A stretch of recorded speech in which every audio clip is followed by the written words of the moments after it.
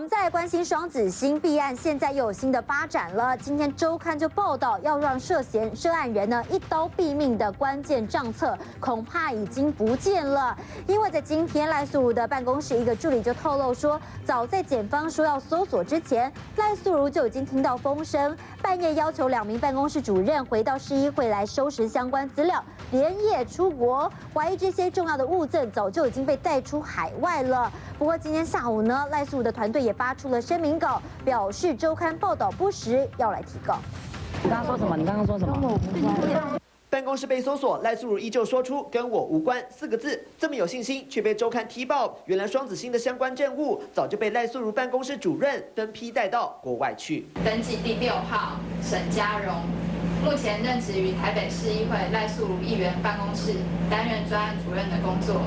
被点名的就是他，扎着马尾，赖素如服务处主任沈佳蓉，27岁，是赖素如最信得过的人。周刊爆料，3月底事件爆发前，赖素如疑似听到风声，半夜要求服务处主任沈佳蓉跟办公室主任吴真元、指挥助理返回服务处跟市议会带走笔记本跟单据，连夜飞离台湾。沈佳蓉去了中国，吴真元飞到澳洲，疑似就在湮灭能让赖素如一刀毙命的关键账册。这种东西随便你们去揣测，但是问题由他本人直接回应，好不好？我们没有2位无信，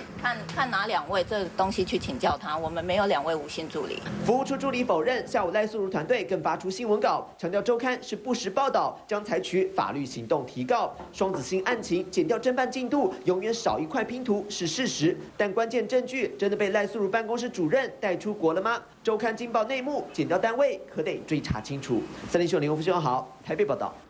台北市长郝龙斌今天也说，不排除要对周刊提告，因为现在整个案子呢似乎也是向上延烧哦。周刊就爆料了，就在过年前，郝龙斌经常出现在赖素如的服务处，2个人呢还屁事密谈，次数相当的频繁，一个星期至少有2到3次，而且大部分都是在下午的时段。那么周刊还点名了，检调监听赖素如已经长达2年的时间，但是每一次呢，郝龙斌去找赖素如都是没有事先约的，好也让人怀疑，难道是因为打电话